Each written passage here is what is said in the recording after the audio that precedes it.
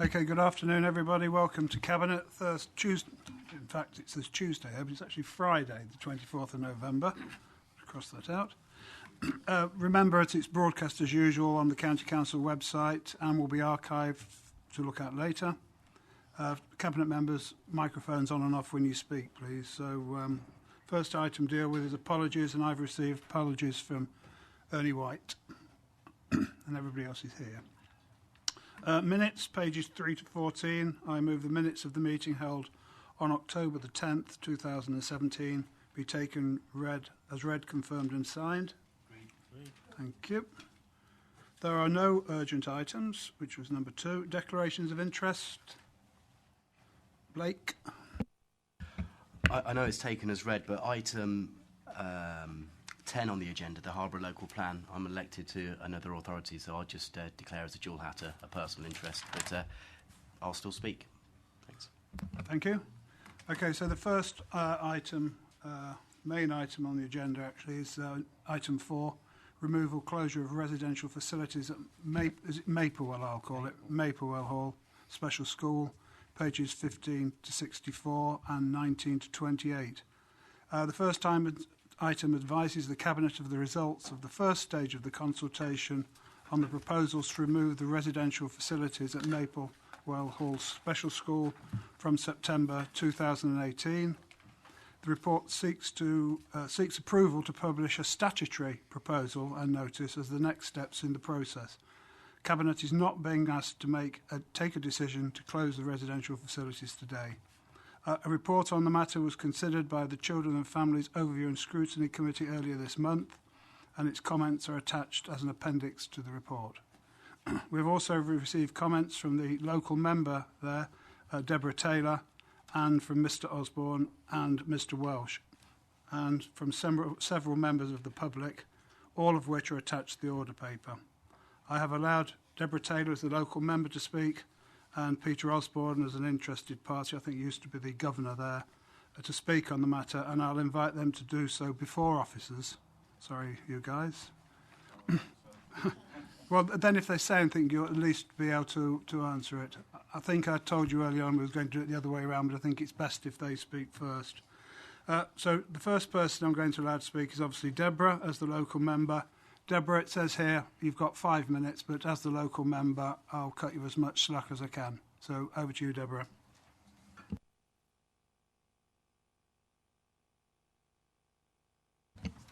Thank you, Leader. I'm here today to urge the Cabinet to defer this decision. I understand that any decision the Cabinet makes today will not be implemented until the petition against this closure is discussed at the full Council meeting on the 6th of December. What you're not assured of is whether the Cabinet will decide to implement that decision or change their decision. Out of respect for the over 11,500 signatures on the submitted petition, this decision should be deferred. There is very clear disagreement to the proposed closure, with 97% of the respondents to the public consultation strongly disagreeing or tending to disagree with the closure, and their views must be taken into account. I understand that we have limited budgets, we face tough times, and we have to make difficult decisions, and we have 3,600 children to consider and all their complex needs. These children are our most vulnerable residents, and we should be looking at supporting them more, not less. If we do not support these children to achieve and become independent adults, they will become a drain on the adult social care budget in the future, and we will not be making any real savings. In regard to funding, at point 8, it states that the high needs budget is for providing education for pupils with SEND and not respite care. Maplewell Hall is doing just that.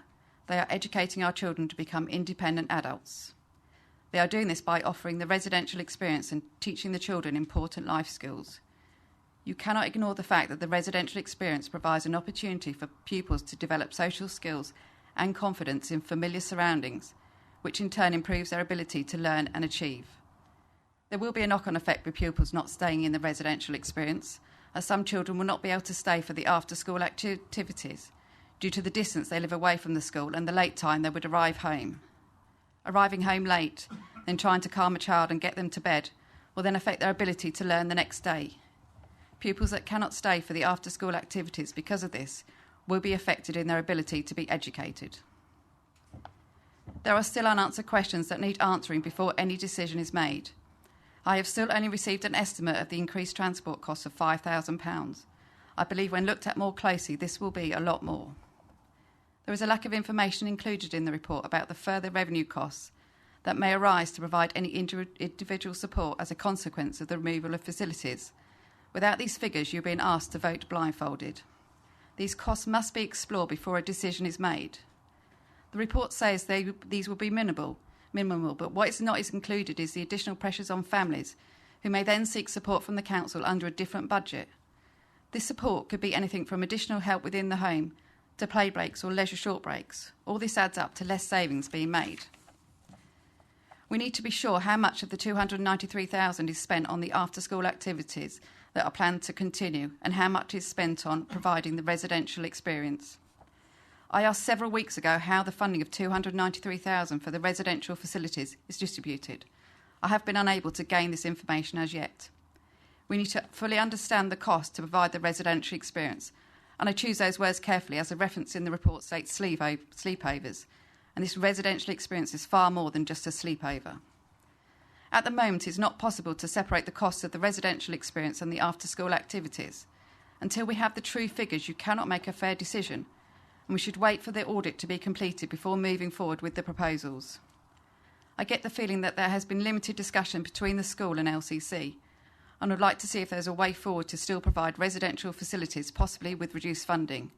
This also needs to be fully explored as part of a more open review and following the results of the audit.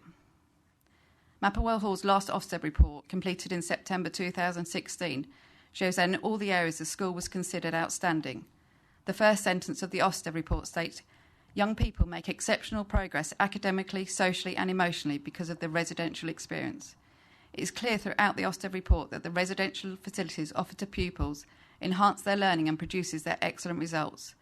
They show this school, including the residential facility, is providing the most excellent care for our vulnerable children.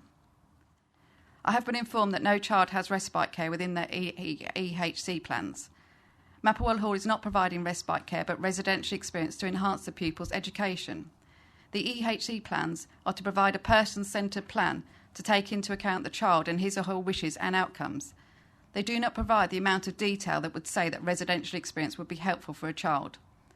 They would also not say a hydrotherapy pool was needed, but this is provided at one of the other area special schools for the use of children at that school, something Mapperwell children do not benefit from. In summary, I don't think the huge impact of losing these residential facilities has been looked at, and the true budget savings have not been proven, and there is still a lot of doubt. I would like these proposals deferred and a full review undertaken on how much his residential experience actually costs before it is taken away.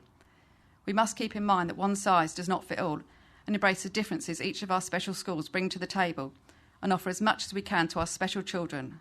I cannot understand how we can propose to close these residential facilities from a school that is providing this county's children with outstanding educational provision.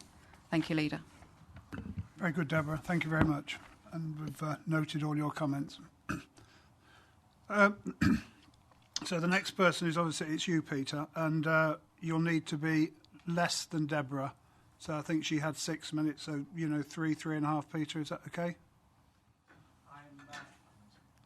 I'm told that I only have 3 minutes.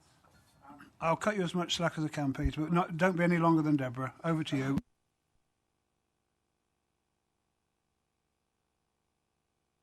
Thank you for allowing me to speak to Cabinet. I am ex-chairman of Mapperwell Hall School. I became a governor when it was a failing school and was there to see it progress to what it is now, an outstanding school. I said, and I have given my comments so officers have been able to make reply. Sadly, I was only given these half an hour ago. It doesn't give me a chance to review what's being said, nor does it give me a chance to say anything about the officers, because you've asked the officers to talk after Deborah and I have spoken. And I think that is putting us at a disadvantage and not allowing us to give voice to those people that actually, I believe, should have their concerns heard and their concerns addressed. One of the things that ultimately I disagree with, and I think is not clear and gives rise to suspicion is on paragraph 70. The way that it's been written, and it's either deliberate obfuscation or it's quite clearly setting out the reasons why you actually want to close the school down. And what you're trying to do now is do it salami style. I disagree with that as an approach. You say that you do not have, and the reply doesn't deny it from officers, what you have is the chance to stop any further erosion of the rights of the people who are there and their parents by saying we are not going to proceed any further and withdraw this. You've had an unprecedented petition come to you. I don't want to go through what I've written because, as you say, I'm time limited. I'm not allowed to talk to scrutiny. I'm only allowed 3 minutes here and not even to challenge what officers are saying. But what I would say to you, Chairman, and perhaps to put it in more personal terms, if, Chairman, if I could have your attention, if, Chairman, you had got a child who needed special education, and if that child benefited from the education residential provision, and if you weren't as wealthy as you could, would you be satisfied going home to your wife and saying, it doesn't matter, we're going to close? Because that's the nub end of it. And if you won't stand up for those people, the parents and the children who deserve our benefit, who then at the top table is going to do it? I'm sorry, I feel angry about it. I do not feel that the bits of response that I've seen, and unfortunately I've left my glasses in my car, so I can't actually see all the replies. But I haven't had time. I feel as though I've been ambushed, and I feel the whole proceeding is one of being ambushed. I'm sorry, I disagree entirely with this. Thank you for your time. Thank you, Peter. I'm assured that any member can speak to scrutiny, so I don't think you're right that you refuse permission to speak to scrutiny, because anyone can speak to scrutiny. I thought the officers coming on second would help, because they could at least, be able to respond to any questions that you raised that hadn't been raised before. I will let Deborah, as the local member, when the officers have spoken, if she does want to ask another question, I'll let Deborah come forward, but not you, Peter, because you're not the local member. So if you listen, Deborah, when they've spoken, you can come back. Okay, so now we've got the officers. Thank you, Paul.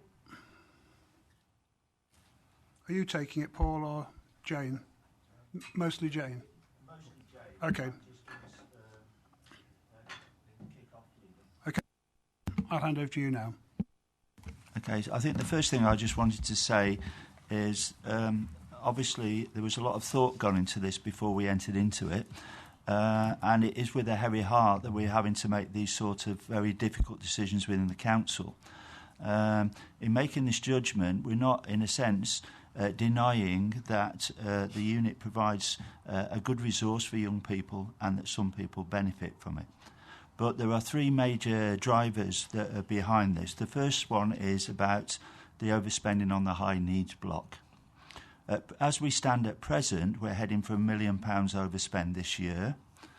That is after we transferred £2.8 million this year from the schools block. So we took money from mainstream schools to transfer into this block to meet the overspending that was there previously. And now, even having done that with £2.8 million, we're still heading for £1 million overspend. We're facing increasing demand in services for this particular area.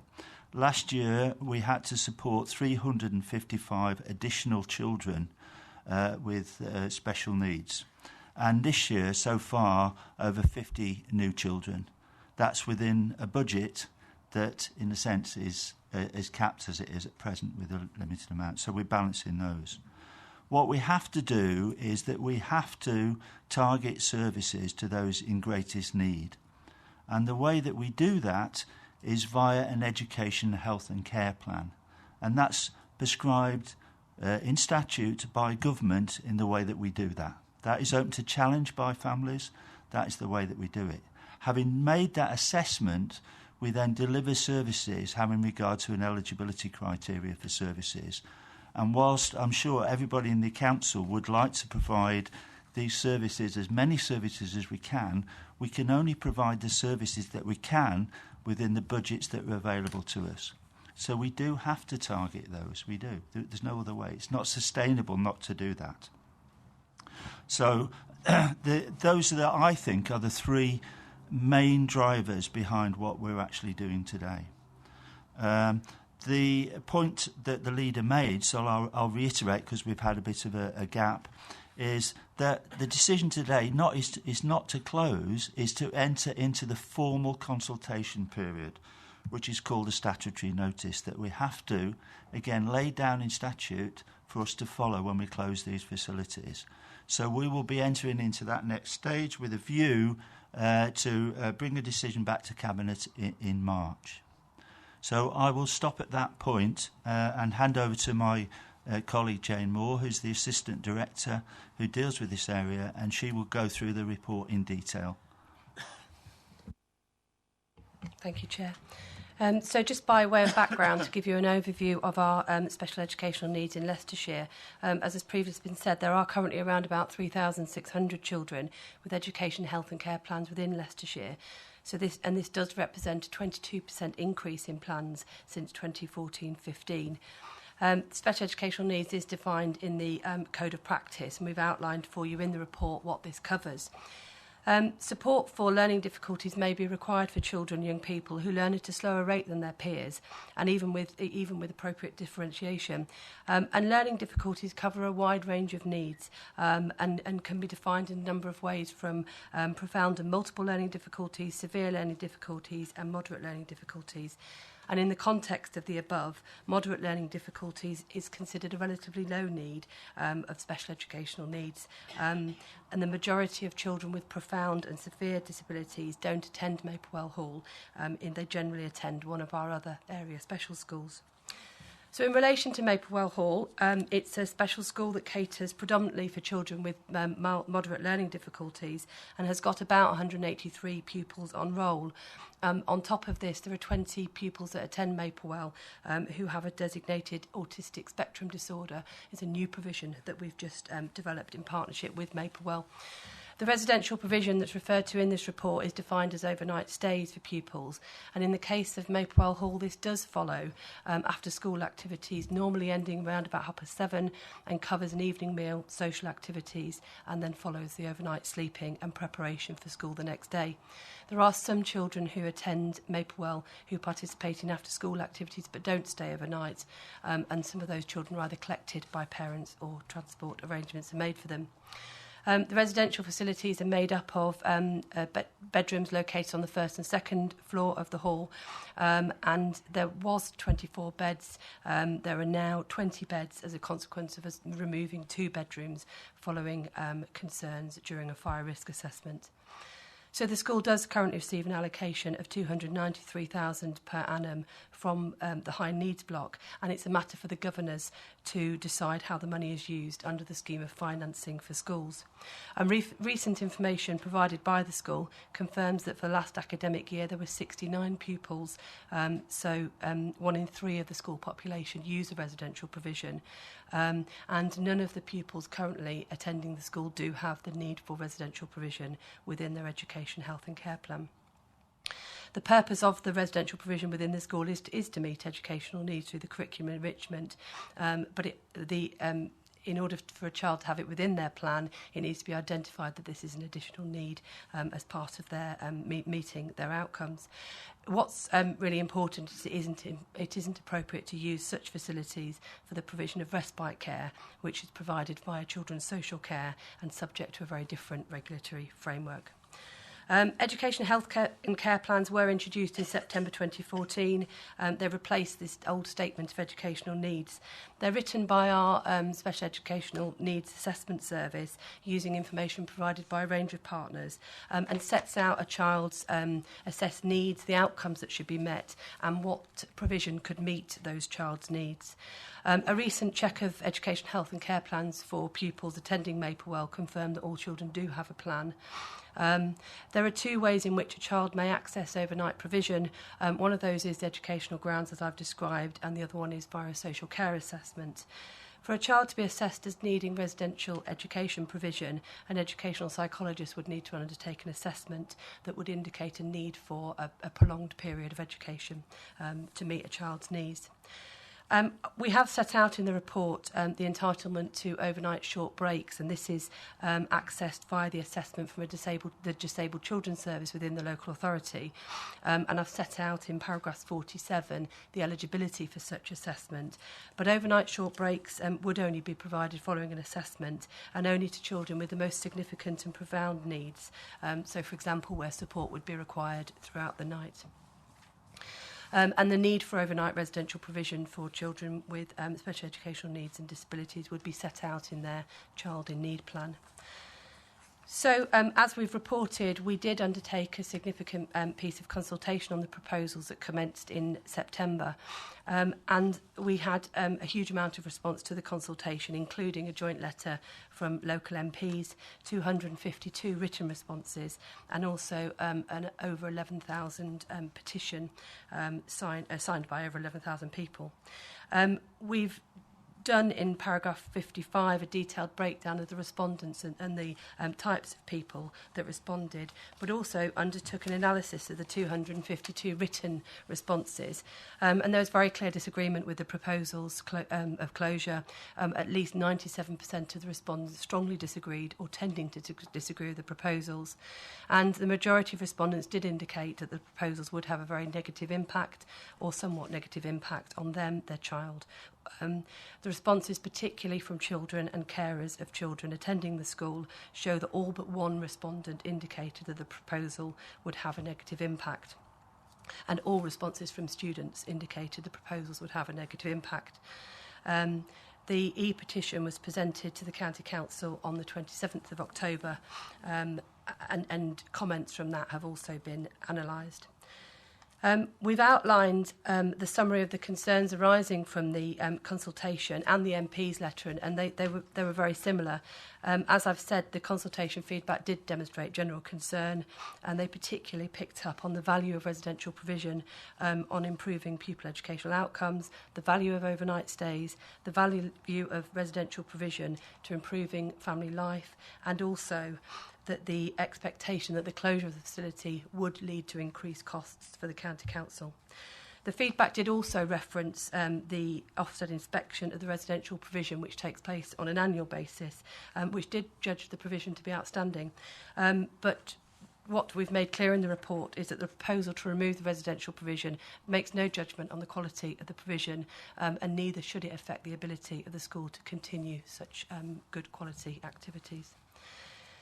So in terms of the reason for the proposal of the proposed closure of the residential facilities, we have set out the reasons in paragraph 16. So as I've said, there are no pupils placed at Maplewell Hall now or in recent years that have residential education named in their plan. Evidence does indicate that only 1 in 3 pupils attending Maplewell have access to residential. What we do know is that children stay for about two nights a week per half term on a rotational basis, and they typically do that within over 3 blocks per year. There are no other local authority maintained special school or academies in Leicestershire that caters for SEND pupils that has a overnight facility. And the high needs budget is a finite resource that is, as you've heard, under significant pressure to meet increased demands. We have looked at the estimated increased cost for home-to-school transport, and we expect it to be low, so no more than £5,000. And the reason for this low estimation is that we're only talking about an increased cost for 69 pupils at the school, not all of the pupils at the school. So it does represent a low cost in relation to volume. So on consideration of the concerns expressed during the consultation, it isn't considered that any of them represent any material change to the original reasons set out above for the proposed closure of the residential provision of Maplewell. What we've also detailed in the report is some other issues in relation to Maplewell. So during the consultation, it was highlighted to us that there were some other payment mechanisms going on, so parents were making additional contributions. So we did ask our internal auditors to go out and visit the school, and they looked at how the funding's allocated and spent, and a number of other areas as well. What's come out from the audit is that it looks like provisionally not all of the 293,000 is spent for the residential facilities, and at the moment we don't have any more detail at the moment to look at the true cost of the running of the residential provision. It is clear that some parents do make an £8 a night payment towards the cost of the after-school activities and the associated overnight stays. And also, the audit report did note that there was never been 100% occupancy of the residential facilities so far during this current school year. We are undertaking further audit work which will better determine the actual running costs of the overnight provision. On another matter, following the Grenfell Tower tragedy, the County Council did undertake immediate work to review our 11 owned and maintained buildings, which included Mapewell Hall. And as a result of that, we had a look at we undertook a fire risk assessment at Mapewell. It did conclude that the accommodation function at Mapewell met the existing fire safety regulations, but there was an accompanying action plan which included the removal of the 2 rooms, as I've outlined earlier. It should be noted, though, that whilst the assessment did make recommendations for improvement, they did particularly make some recommendations around waking night, and we have done some further audit checks with the school to assure us that those processes are in place, and we have been assured on that. And then finally, around accessibility, the age and design of the Mapewell building's layout is such that there are some accessibility issues which could limit the type of student that may attend the school. The cost to make the building fully accessible to all pupils who may wish to use residential could be considerable. We've outlined the statutory process again. The process for closure is defined by the school's organisation regulations and takes us through a number of steps. So to conclude, the first stage of the consultation on proposals has resulted in a significant response, and many of the responses did emphasise the value of the provision for the pupils in relation to improving educational outcomes. Nevertheless, the overriding majority of the respondents did make reference to the benefits that appeared to be in relation to social care benefits of the residential provision. We have carefully considered all of the responses given, and unfortunately they do not constitute any material change to those original reasons that we put forward.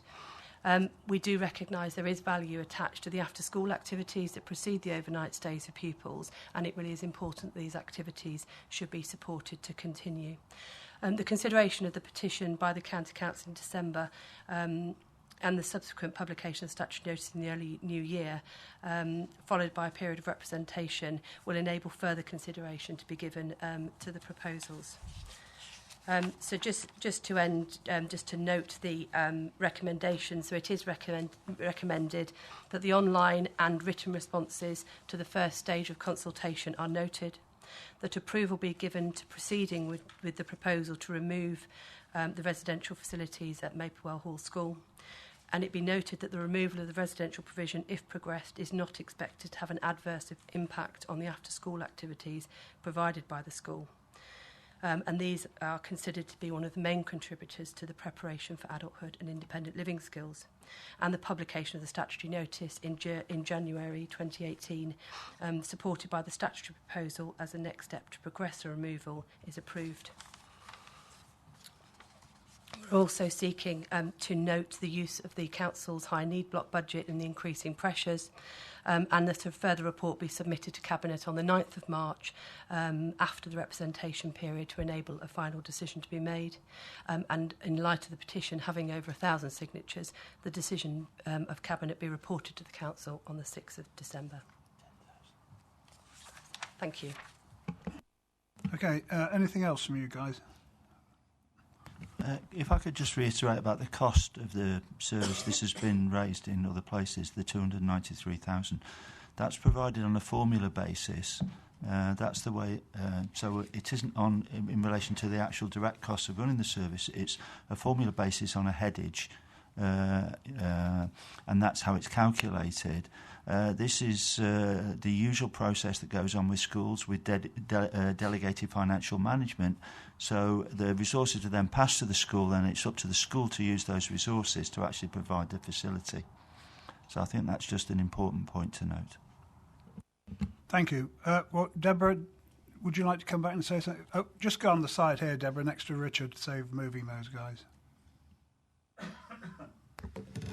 Thank you, Deborah. Thank you, Leader, for allowing me to come back. Just a couple of points I would like to raise. I mean, I understand that we have budget pressures, but we were just been told that the funding is targeted to the most in need. So that seems to me that these children with these moderate learning difficulties are falling into a big black hole, and we're not providing the funding that we should do. And these children are probably the children that we can assist the most to become independent adults. And I think it's a big mistake to reduce the funding from these children by saying that they're not the most in need.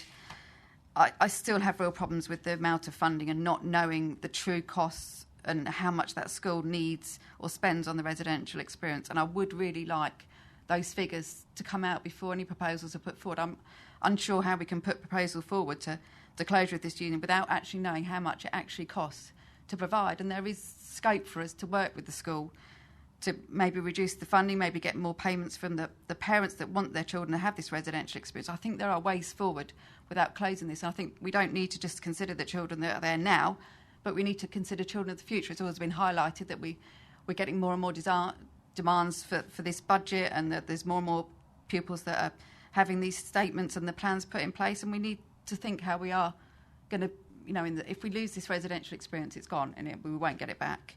And just another point on the fire risk, there has been some rooms took out of use, but obviously when I spoke to school and went to visit the school, they're not going to start altering their rooms around until they're 100% sure whether they're going to close or not. So there are potential, even though 2 rooms have been took out of use for the residential experience, they can alter the school around to get those bedrooms back into use. And just one more point I'd like to say is the design of the building is not really the topic for discussion here. Thank you, Chair. Very good, Deborah. Thank you very much. Paul, Jane, you're going to answer, Deborah. Thank you. Thank you, Leader. I'll pick up the first point that you've made, and Paul will pick up the second point. I think what's really important is that we're delivering services based on assessed need, and that we are seeking to avoid any children and people falling into a black hole. And the part of the work that we're doing in developing the SEND strategy is ensuring that we're addressing needs proportionately to their assessed need. So part of the allocation of high needs funding needs to make sure that we are assessing needs and that we're giving resource or provision to children based on their assessed needs. Paul? So it's just really to reiterate what I said before. The way that we provide funding to the school is on a formula basis, and that's the way that we provide funding to most schools. We know about the fair funding formula activities that are going on at present, and that's the way that we actually provide the funding. So this isn't unique to this facility. It's the way that schools actually run with devolved financial management. So it's then up to the school about how they manage those resources to provide the facility. I think one of the issues that's emerged here is, and I think even if you look at the Ofsted report, it does comment about after-school facilities and linking that to the use of the residential facility. So I think one of the things that we have to look at is how much of this is used on for the after-school facilities and how much is being actually used for the facility. But again, it's back to this point that we don't provide funding to schools necessarily on the basis of the actual cost in their way. It's on a headage basis. Right, thank you. You can stay there if you want, Deborah, because I'm going to call Ivan, but thanks for your comments. You've been a great advocate for the school. Ivan? Thank you, Leader. And in moving the motion on the Green Order paper, I am very well aware of the strength of feeling that there is out there. It's judged by the number of people who've signed the petition, which is why, in contrast, I'm surprised that I've only had 2 parents contact me directly. One by telephone, one by email. And as far as I'm aware, I've only had 2 colleagues raise issues with me for parents who have contacted them. In the case of Mrs. Taylor, she had an hour-long meeting with me, and I also listened to her presentation at the Scrutiny and Overview Committee, and she made her points very fairly and very squarely in favour of continuing with the existing provision. In the case of Councillor Osborne, the first I saw of his was when I received an email last weekend. There has been no other discussion. I would make one point. This is not an easy decision to make. I'm an ex-head of an alleged MLD school, twice over, and I've also spent 11 years working in state residential schools, living in, doing the work. Because it isn't an easy decision, it doesn't mean it's the end of the world. Most day special schools that I know of a moderate learning difficulty include activities like the Duke of Edinburgh Award, Silver and Bronze scheme, which in itself is a vehicle not only for helping you for life when you leave school, but is also actually a possibility of personal achievement and advancement as well as out-of-school activities. We have a position whereby the government of the day asked us to change all of our statements of special educational need into education, health and care assessments. We were given until March of next year to carry out the conversion process. So when people say to me, we need a review of the high needs block, I would turn around and say, well, actually, it's been happening. It's been happening on a child-by-child basis for the last 3 years, and we have now completed 96% of the children who previously had an SEN statement onto the new education, health and care assessment. Education comes from the designated schools grant. Last year, special educational needs overspent by £2.5 million, and we had to move £2.8 million of money that could have been spent in mainstream schools into that block. This year, it is overspending by nearly £1 million, and those overspends have to be addressed. It is a finite pot which affects every school in the county, and the formula which is used to distribute the money has been agreed with every school in the county, including their governing board. The one parent who phoned me up at home actually started with an apology, because at one of the consultation meetings she felt that one of our officers had been unfairly targeted. I can't comment, I wasn't at the meeting. When I explained to her of her rights as a parent, which are these: when you get an education, health and care assessment, if you disagree with it, you can apply to a special needs tribunal whose decision, as I understand it, is binding on the council. To the best of my knowledge, this has not been taken up. Now, it may be for the future that it will be, because my advice to her was, if you don't agree, you've got every right, and I would not be doing my job if I didn't advise you, go and appeal. So we have a problem. What we're doing today, and I'm hoping that Cabinet will agree, is to launch the formal consultation. That does not prejudge the outcome of the formal consultation, which won't be taken until March. It certainly doesn't ignore the fact that we have a full county council debate coming up in December. And then I think on that basis, Chair, I would finish my comments and say to Cabinet members, difficult though this is a decision that we have to take. Thank you, Ivan. Byron, I think you're next. Yes. I mean, I've read all the papers on this, although I've not been involved in meetings and discussions, and I've had no direct contact with parents or members outside the Cabinet on the issue, because they've not approached me. However, and I've read the submissions that Deborah Ted has put forward, and also the ones that Peter Osborne has as well, and the replies provided by officers. The educational side of this, I think, is well established, and there's probably no disagreement between us. That's the council and those who want to keep this facility open and running.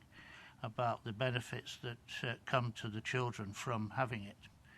The question in my mind is, how do we afford to pay for it when we have these reducing budgets, and particularly the high needs budget with this enormous pressure on it?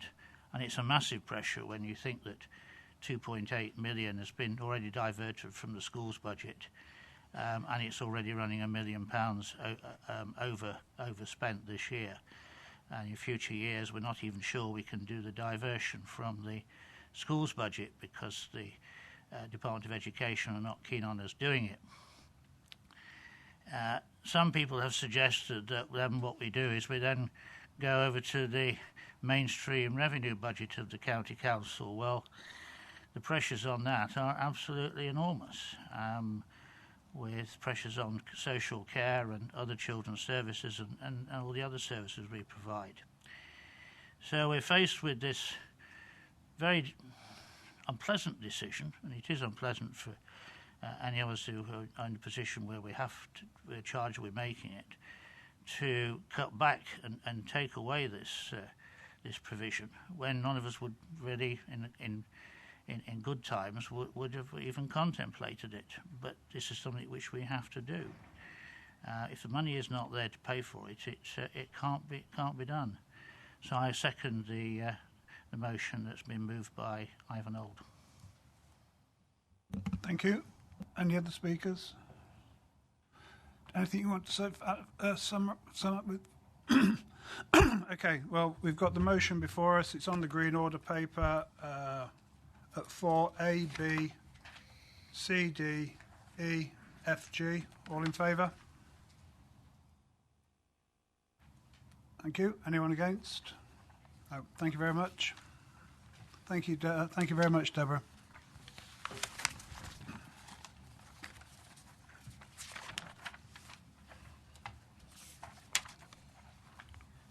Okay, agenda item 5, the revised Leicestershire Youth Justice Plan 16 to 19, pages 65 to 68, and there's appendices, pages 3 to 22 of the appendix pack.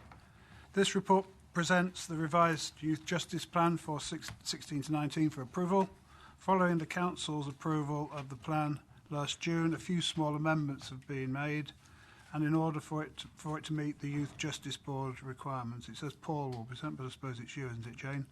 Jane will present the report, then I'll ask Ivan to speak. Thank you, Chair. Yes, the report has been brought to you to present to you the updated Youth Justice Strategic Plan, and the recommendations are to agree the updated plan, but also just to note the changes in resources section, some additional work that's been added to the service delivery plan, changes to the performance measures and also budgets. And secondly, to authorise the Director of Children and Family Services to make minor adjustments in forthcoming years to the Youth Justice Strategic Plan, so that the plan remains current. Thank you. Sure, thank you. Ivan? Thank you, Chair. We've already discussed the Youth Justice Plan earlier in the year. We thought it was a very good plan, very well put together, and these are minor amendments as I understand them, and I would urge Cabinet to accept the motion on the green order paper. Thank you. Blake? Leader, it's a technical document. I'll simply formally second the recommendations. Thanks. I thought so too. All in favour, please show. Against? Thank you.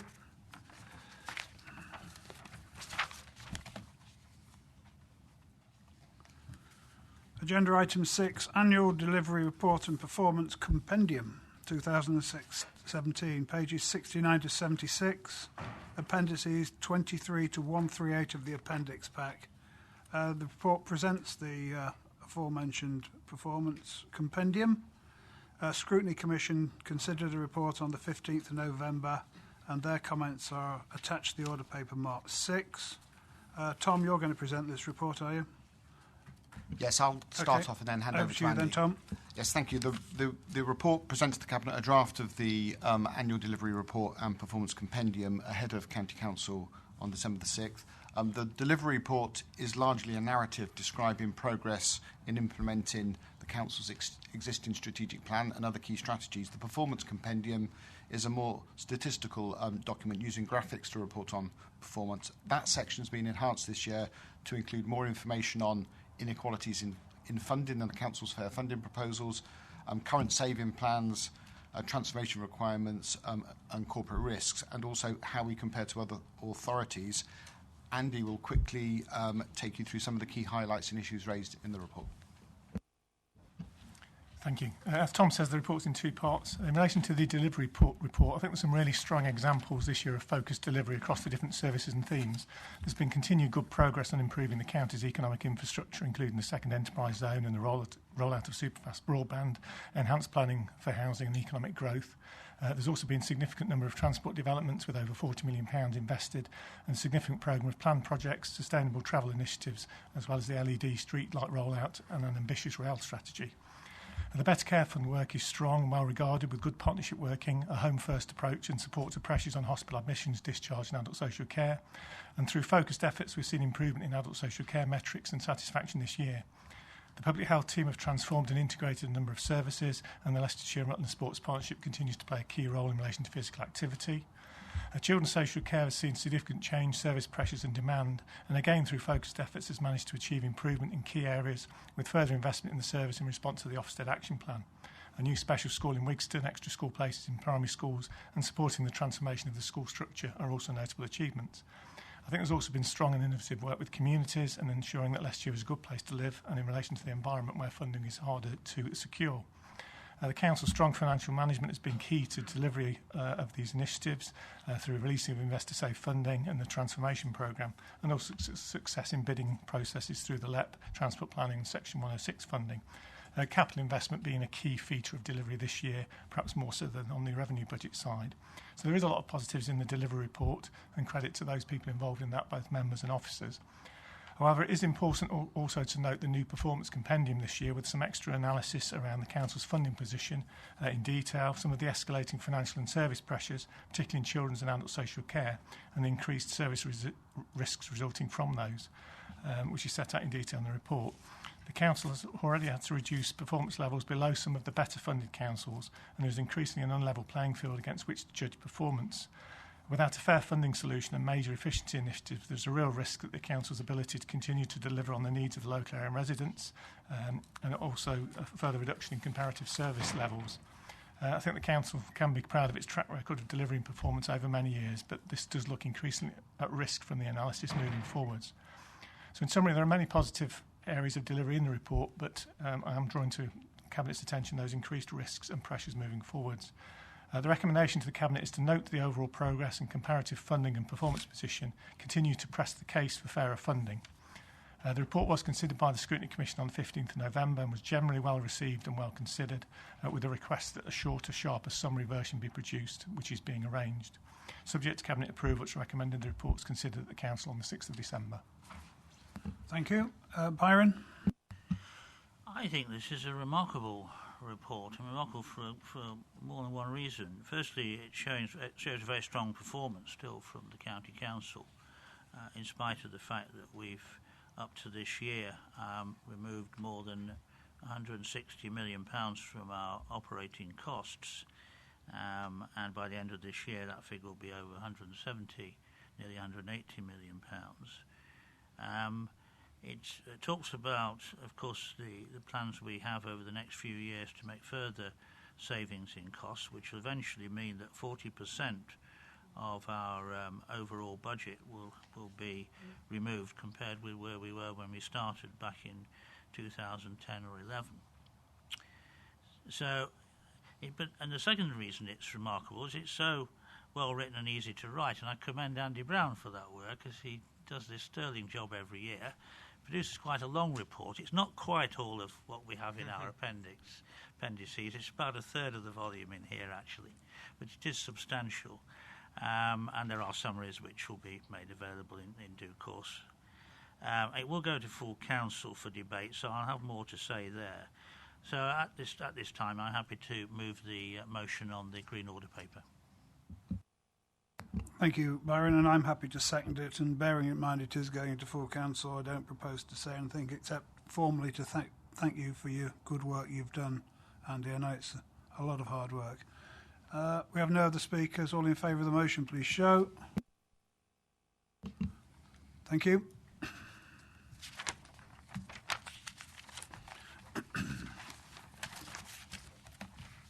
Leicestershire County Council Strategic Plan 18 to 22, pages 77 to 86, appendices 139 to 188 of the appendix pack. This presents the outcome of the consultation on the revised Leicestershire County Council Strategic Plan and seeks approval again for it to be submitted to County Council next month. To note, Scrutiny Commission considered a report on the matter on the 15th of November. Its comments are attached to the order paper marked 7. So it's over to you, Tom. Yes, thank you. The previous paper reported on performance against the Council's existing strategic plan. This report seeks approval for a new strategic plan for the Council covering the period 2018 to 2022. The proposed new plan incorporates a new outcomes framework and includes the 5 priority outcomes which were agreed by the Cabinet in June for stakeholder engagement. The 5 outcomes are set out in paragraph 16. They cover the economy, health and well-being, safety, communities and housing. And then the paragraphs that follow that set out the benefits of taking an outcome-based approach, including that it will ensure a strong focus on the difference the Council makes to citizens, communities and businesses in the county, and ensure that resources are directed to support those outcomes. The plan has been informed by a stakeholder engagement exercise, and the report covers the findings of that and by the findings of the Scrutiny Commission, which has considered the plan at 2 meetings, and at last week's meeting it welcomed the plan. Work is underway to consider how the Council will need to change in order to fully benefit from taking an outcomes-based approach, and as is stated in paras 49 to 54, as part of this the transformation programme will be refreshed to support effective delivery of the priority outcomes. Recommendations are as on the Green Order paper, including that the plan be approved for submission to County Council next month. Thank you, Tom. I did attend the Scrutiny Commission, and obviously this is a very, very important document for us because it will drive the whole agenda of the County Council going forward. And the 5 proposed strategic outcomes, strong economy, well-being and opportunity, keeping people safe, great communities and affordable and quality homes are laudable objectives. So bearing in mind it's going to full council, I'll formally move it. Yes, Leader, I'll second this. And the only thing I would add to it is on the transformation work, which is part of my portfolio. I shall be taking a strong interest in this through the Transformation Board, as indeed colleagues will who serve on that. And the other observation I make is that increasingly we're drawn into the question of planning for better and more affordable and quality homes. And of course there we come into very close contact and relationships with the district councils who are the housing authorities. But strategically we can't avoid it because we provide so much of the infrastructure to make this possible. So there's much for us to do. So at this stage, I will second the motion you've just moved and joining the debate again at full council. Great. Looking for a long full council at this rate. All in favour, please show. That's carried. Thank you, Tom. Aha. No wonder you're not moving, Tom. Leicester and Leicestershire Authorities Joint Statement of Cooperation. Oh, sorry, Tom. The papers are out of order. Found it, Tom. Leicester and Leicestershire Strategic Growth Plan Consultation, draft pages 87 to 94, appendices 189 to 212 of the appendix pack. Advises Cabinet of the work undertaken since the Leicester and Leicestershire Strategic Growth Statement was published last August, and seeks approval for consultation to begin on the Strategic Growth Plan. Can we note we've got comments in from Simon, which are attached to the order paper marked 8. And Tom, you're going to talk us through it, and then I'll move something. Thank you. Yes, the strategic growth plan is being developed by the County Council, Leicester City Council, the 7 district councils and the LEP to plan for the spatial and economic development of the area up to 2050, and in doing so provide a framework for the development of the next round of local plans by the local planning authorities. The work is overseen by a members' advisory group on which this council is represented by the Deputy Leader, Mr Rhodes. The plan sets out housing and employment land provision figures up to 2031 and 2036 to set the framework for the current round of local plans, and for those periods the proposed scale and distribution of development is consistent with the adopted and emerging local plans in the sub-region, and is based on the existing strategy of urban concentration and sustainable urban extensions. The evidence strongly indicates that such a strategy can't realistically be continued into the longer term, and the proposed distribution of development beyond 2031 up to 2050 focuses growth in locations where key infrastructure provision is being proposed and that will be able to support that development, including a new A46 expressway to the south and east of Leicester. The proposed longer-term strategy is shown diagrammatically on page 203 of the appendix pack, and the associated housing provision figures are shown on page 211 in table 4. I should point out to you that there are a couple of drafting errors in table 4 on page 211. In the final column, the total delivery figure for Melton should be 4,520, and for Leicester and Leicestershire should be 90,600. Changes consistent with those new figures also need to be included in the columns covering delivery on non-strategic sites and total delivery per annum. So those 3 columns, there are slightly different figures in the correct version. In proposing a new distribution strategy, the plan is ambitious and far-reaching, and its delivery will require funding support from the government for key infrastructure. However, approval of this plan by all the partners will send a strong signal to the government of the area's ability to plan effectively for the future and to make effective use of infrastructure funding that might be made available. At this stage, Cabinet is asked to note the work done to date and to approve the consultation and engagement process set out in paras 24 to 29. It's anticipated that consultation will run for 12 weeks starting in January. During that period, Scrutiny Commission will consider the plan and a further report will be brought to Cabinet, and it's anticipated that Cabinet will be asked to approve a final version of the plan in the autumn of next year. Recommendations as on the order paper. Thank you, Tom. I'll formally move the recommendations. I note the alterations in the numbers, and I've got those to hand.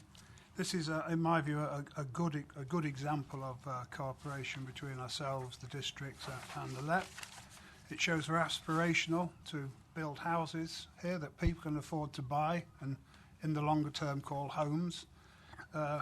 If we don't build more houses, anybody much younger than Blake will never afford to buy one.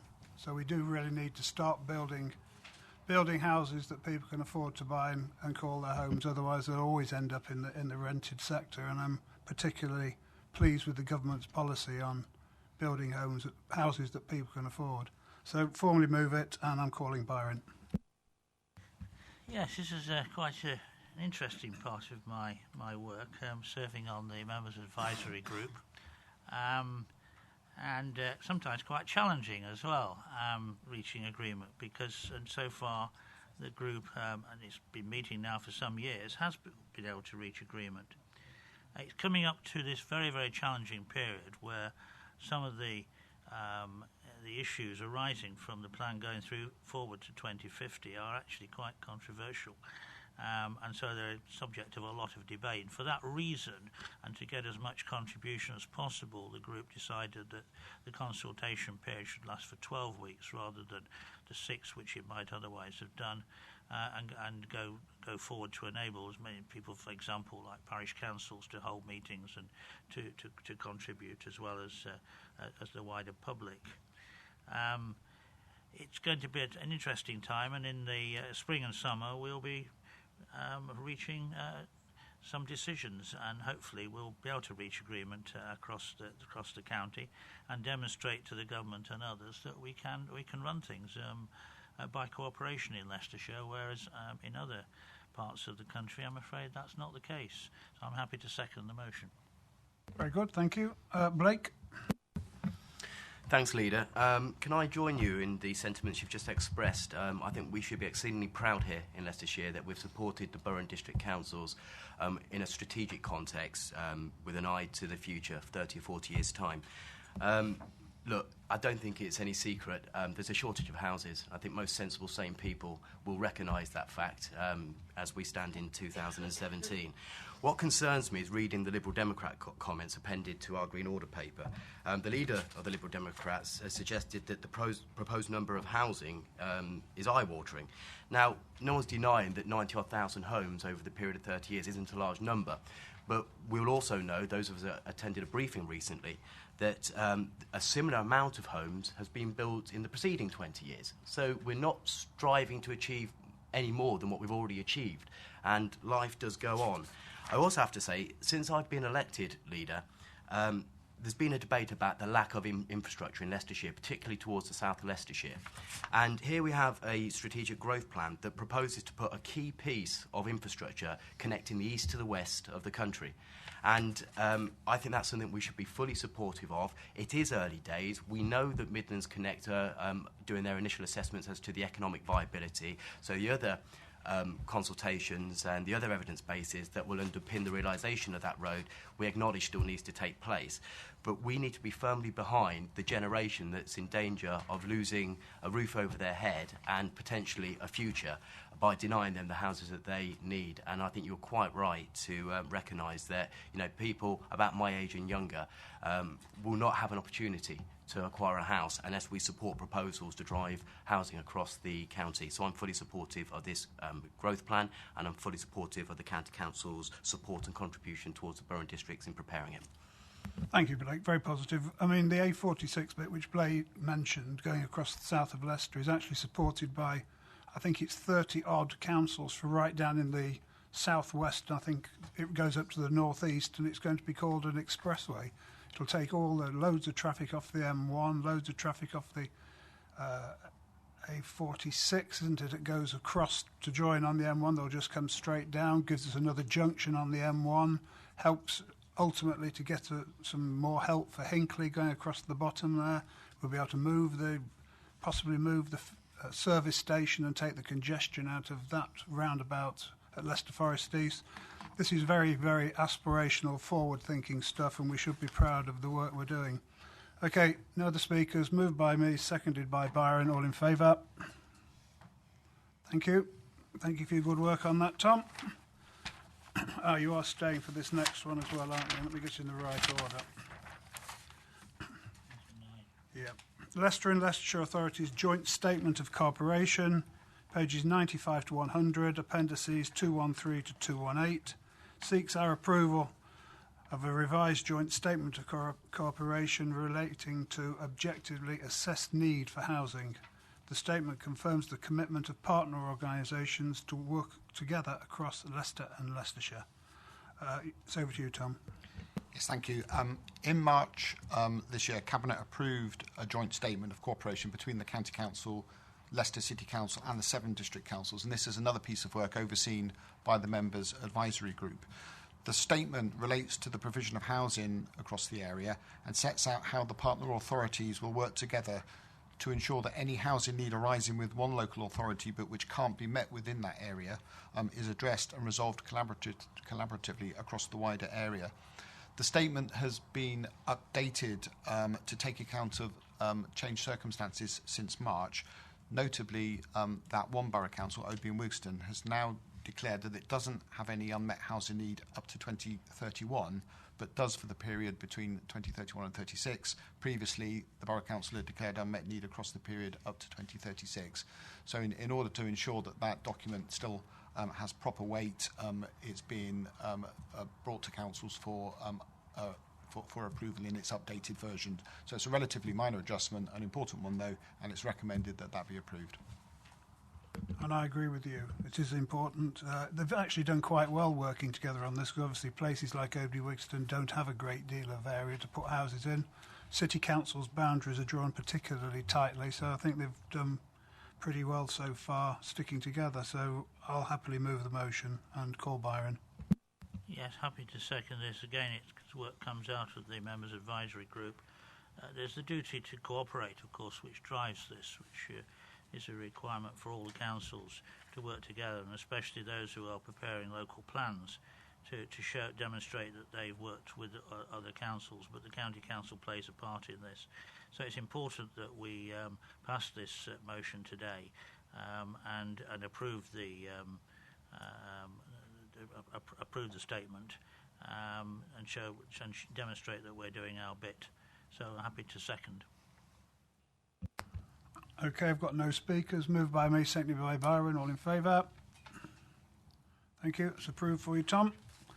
Agenda item 10, Harborough Local Plan 211 to 231, proposed submission consultation response. These are on pages 101 to 108 and in the appendices 219 to 22.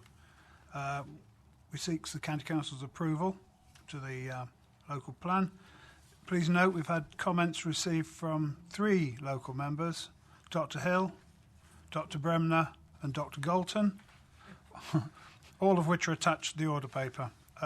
Tom will introduce the report. Yes, thank you. The Council has been consulted on the proposed submission version of the local plan, and this report recommends a County Council response to the plan. The plan's proposals are summarised in paragraphs 15 to 19 and include the provision of 12,800 homes and the allocation of 2 strategic development areas east of Lutterworth and north of Scraptoft, which provide 2,750 and 1,200 dwellings respectively, and they contribute to meeting that target of 12,800. Other housing and employment land allocations are mentioned at paragraph 17 and 18, and paragraph 19 refers to a 700,000 square foot extension to Magna Park being proposed. The proposed comments of the County Council are set out between paras 22 and 31, with further comments made in the Council's capacity as a landowner between paras 32 and 42, and then more detailed technical comments included in the appendix. Just picking up on a couple of those issues, on transport issues, it's recommended that the Cabinet supports the submission of the local plan, noting that it is appropriately evidenced in transport terms. Paragraphs 24 to 25 suggest detailed but important changes to how the provision of education facilities are dealt with in the plan. And in the Council's capacity as a landowner, support is recommended for the allocation of the East of Lutterworth Strategic Development Area. The proposed comments have already been submitted to Harborough District Councillors. Their deadline was a little while ago, but are subject to the Cabinet's approval, which is recommended to you as set out on the order paper. Good. Well, I'm happy to move the motion and apologise to Dr Galton. I've misread it. It's actually Mr Galton. So, Byron, I've moved it. Now you, Byron. Yes, I'm happy to second it. I hope that Harborough District Council will be able to take on board what we say and make appropriate modifications to their plan. I'm sure they'll be wise to do so. So I'm happy to second. Blake? Yeah, I'd just like to speak in my capacity as lead member for the highways element of the Environment and Transport Department, and particularly address my comments to, again, the representations appended to the order paper. The first one, a joint representation from Dr Hill and Dr Bremner. We know, there is a focus on highways concerns and flooding concerns. I just want to say that those concerns are noted, but they are issues that will be taken up on a case-by-case basis by the Planning Authority in the assessment of individual applications. The other point I just want to draw out is the Market Harbour as a town and the long-term bypass planning. There's actually a report coming to our next Cabinet because, as you will know, the County Council has invested heavily with the Harbour District Council into a transport study for the Market Harbour area, and the conclusions and how we take that forward will be coming to our next Cabinet meeting, where those issues have actually been addressed quite thoroughly. The second point I'd like to make is in relation to Mr Galton's representation. Again, I just want to assure Mr Galton that where there are concerns about the Harbour local plan in terms of transport aspects, we as a highway authority have actually requested, as part of our response, that Harbour District Council undertake for those SDAs specific transport assessments for the very reasons that Mr Galton's put forward. So rest assured, we are concerned, we are aware, and in due course I'm sure that those thorough transport assessments will be forthcoming for us to make educated and logical conclusions. Thank you. Very good. All in favour? Thank you. Thank you, Tom. Looks like you're done now. Unless you're staying for integrated sexual health services. Outcome of consultation on the re-procurement. No, he's gone. Pages 109 to 118, appendices 223 to 288. This advises us of the outcome on the consultation of the proposed new model for integrated sexual health services across Leicester, Leicestershire and Rutland, and seeks approval for the final service model. Mike, who is the Director of Public Health, will introduce the report, and then Pam will comment. So over to you, Mike. Thank you, Leader. As you said, this presents the outcome of the consultation on the proposed new model for the integrated sexual health service for Leicestershire, but also including Leicester City and Rutland. It is the model that will follow on at the end of the current contract on 31st of December 2018.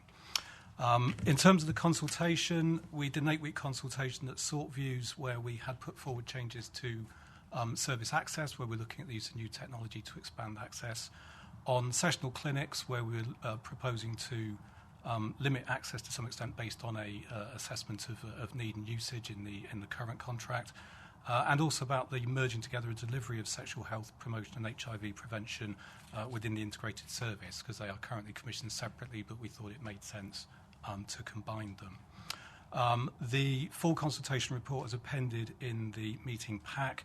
To summarise, there was support for widening the options and methods for accessing services through the use of new technology. There were understandably concerns in relation to changes to the sessional clinics, and there was a balance of both positive and negative comments in relation to changes in the delivery of sexual health promotion and HIV prevention work for at-risk groups. We've considered the concerns that were expressed and believe that we can mitigate them in the new model by, for instance, promoting the provision of sexual health services already available from primary care providers, through the continued provision of a domiciliary service for vulnerable individuals, such as those with learning difficulties, the continued provision of clinics that are available to all ages that are located in Loughborough, Leicester City and Oakham, and through increasing and promoting the availability of self-service options. As part of the consultation, the Health Overview and Scrutiny Committee considered the consultation and supported the proposed new model, with their comments being summarised in paragraph 26 of the report. And the proposed model that we would put forward based on the consultation feedback as it relates to Leicestershire is set out in paragraphs 27 and 28. There are no significant changes from the draft model that we presented to Cabinet back in June. In terms of procurement plans, we set those out in paragraphs 31 to 33. Subject to Cabinet approval, we would seek to commission this as a single Leicester City, Leicestershire and Rutland service, with each local authority holding an individual contract, with a length of contract of 3 years and 3 months, which would allow us to align it with a financial year as opposed to the current arrangement, with an option to extend annually for a further 2 years. And again, subject to the recommendations set out in the Green Order paper, the intention would be that we go out to tender in early February, I would imagine, next year. Thank you, Chair. Very good, Mike. Pam? Thank you, Leader. I think this is a very good report. The proposed new service will ensure that all service users are provided with a modern service using new technology for the benefit of all, which I believe will become much more attractive to younger people who are used to using this new technology. We've already seen teenage pregnancies reduced by half, and this service will only enhance those sort of figures even more, I believe. I'm highly delighted that we're keeping on the domiciliary care for the vulnerable people, and I think once again it's illustrating how we work with partners, we work together, and which enables us to become more cost effective by doing a much improved service. And I have no hesitation in recommending the motion on the Green Order paper. That's great, Pam. Ivan? Thank you, Leader. I think the report is self-explanatory. We've carried out the consultation. I've endorsed everything that Pam has said and recommend it to Cabinet as a second motion. I agree with you. It's an excellent result. This is a good example of partnership working, across Leicester, Leicestershire and Rutland. It should serve us in good stead. Okay, all in favour? Thanks, Mike. That's passed. That's yours is the next one as well, is it, Mike? Annual report of the Director of Public Health, Leicestershire. New insights into our population. Pages 119 to 122. Appendices 289 to 352 of the appendix pack. It is the independent report from the Director of Public Health. This year, Mike Sands has focused on the broad overview of health in Leicestershire, covering, amongst other things, population change, hospital admissions and prescribing. Okay, Mike. Thank you, Leader. It is indeed to present my annual report for 2017. Again, a copy of the full report is appended in the meeting pack. I would note that Council will be considering the report on December the 6th, and that Health Overview and Scrutiny Committee have already previously considered the report, and their comments are included in paragraphs 16 and 17. To very briefly summarise the report this year, it basically goes back to basics. Over the last few years, I've presented a topic-based approach. This year, I've gone back to presenting a report on the health of the population more broadly, which is its statutory duty. It does this, hopefully, though, in an informative manner with what I think are some lovely, snazzy infographic diagrams, either presenting new data or previously available data in a new light. And I would highlight things like tracking life expectancies if you're on a journey along the Grand Union Canal, which is lurking on pages 327 of your meeting pack, as an example of what can be done using infographics to explain info.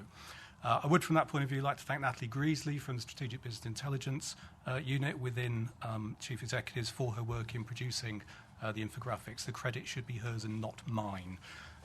Leader, as you pointed out, the report covers a number of areas such as population and population change, wider determinants of health, lifestyle behaviours, hospital admissions and prescribing. In summary, Leicestershire is a healthy place to live.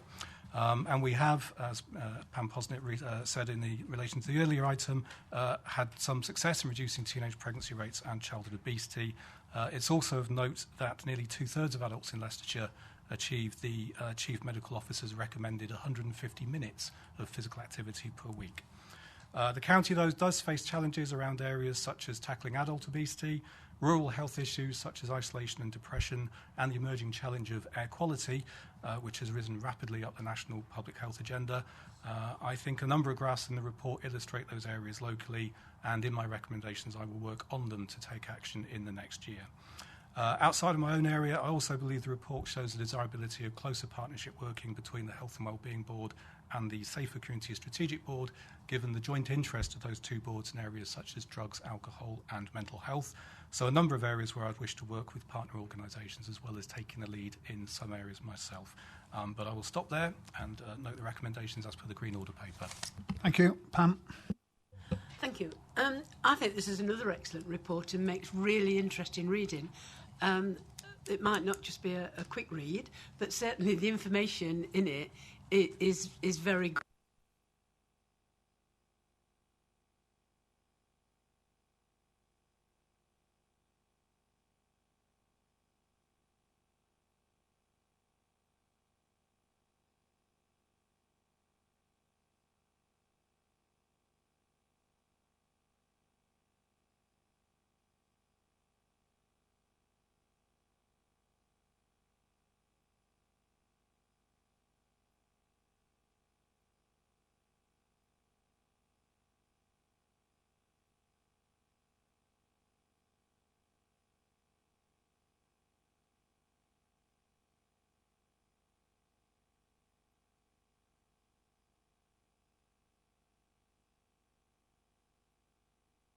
In fact, I think they offered some air quality money in the budget, didn't they? So a very good report. You've obviously stimulated the Chancellor.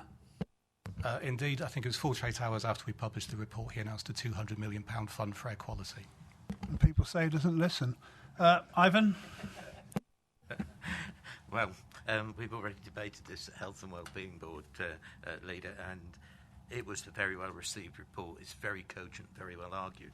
There is, of course, when you think of other papers on the agenda today, a reason for people not putting densely populated areas alongside trunk roads.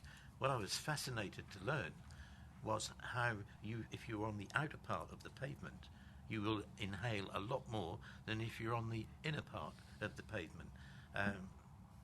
Made me wonder if being chivalrous was the best thing to do, but I second the report. Okay.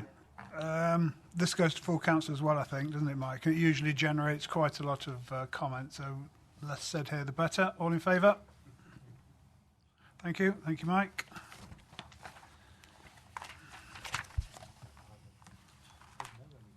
Modern slavery and human trafficking statement. These are on pages 123 to 126. Appendices 353 to 356. Seeks approval to a statement detailing the Council's approach to tackle modern slavery and human trafficking. Kate Springthorpe from Corporate Resources Department will introduce the report. Is this the first time we've seen you, Kate? Welcome, welcome. So over to you, Kate. Thank you. This report is being brought to Cabinet today to seek approval to publish a modern slavery and human trafficking statement. This statement, which relates to the Modern Slavery Act 2015, outlines the approach and steps that Leicestershire County Council has taken and plans to take to ensure modern slavery and human trafficking is not taking place within our authority or our supply chains. Cabinet is being recommended to approve the statement and to note that this statement will be reviewed and updated on an annual basis at the end of each financial year and also published on the Council's website. Thank you, Chair. Very important indeed. Byron was going to speak. Yes, I can't tell you how important this piece of work is, and Kay's just described.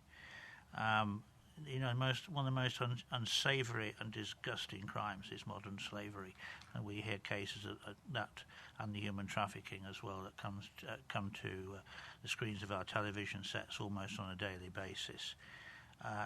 It's imperative that we're not inadvertently or in any way involved as a county council in that or through our supply chains.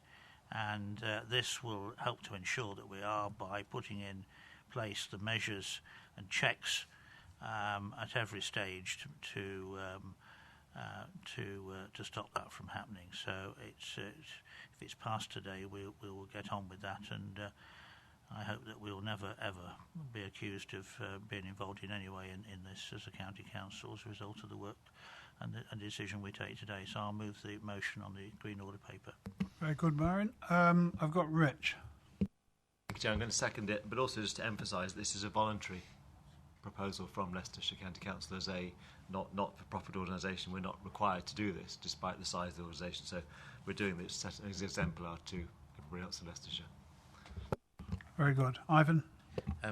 It is voluntary, but I agree with Richard that we are setting an exemplar. My mind goes back to last year when 11 young Vietnamese youths appeared at East Midlands Airport and in 3 days disappeared.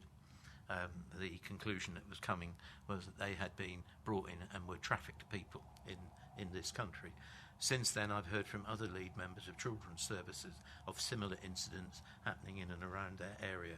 This is somewhere where the county council can take a very strong moral lead, not only with our own services within, but in leading the organisations across the county to diminish this particular unpleasant situation. Very good. Well, I think setting a strong moral lead is very important, and I didn't realise it wasn't compulsory, so to be doing it is something, again, we should be really proud of. So thank you for your good work, Kate. Moved by Byron, seconded by Rich. All in favour? Thank you. Thank you, Kate. See you again. Items referred from over in scrutiny. We have none. I have no urgent items. I now have to move exclusion of the press and public. I move under section